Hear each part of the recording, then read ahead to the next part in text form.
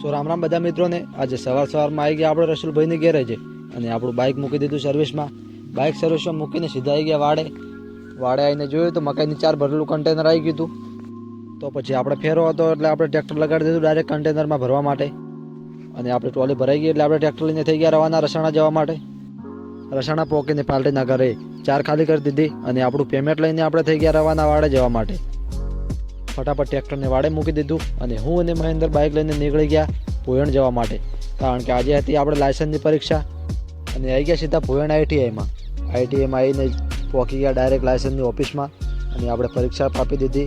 આપણે થઈ ગયા પરીક્ષામાં પાસ, હું અને મહેન્દ્ર બંને પાસ થઈ ગયા। પછી પરીક્ષા આપીને આપણે થઈ ગયા રિટર્ન પાછા ઘરે જવા માટે। તો અહીંયા આવતા ફાટક બંધ નીકળી તો થોડી વાર રાહ જોઈ, થોડી જ વાર રાહ જોતા ટ્રેન આવી ગઈ અને પછી આવી ગયા ઘરે। તો આજનો વિડીયો સારો લાગ્યો હોય તો લાઇક શેર અને સબસ્ક્રાઈબ કરવાનું બિલકુલ ના ભૂલતા। મળીએ નવા વિડીયો સાથે, ત્યાં સુધી ચેનલને સબસ્ક્રાઈબ કરી દેજો।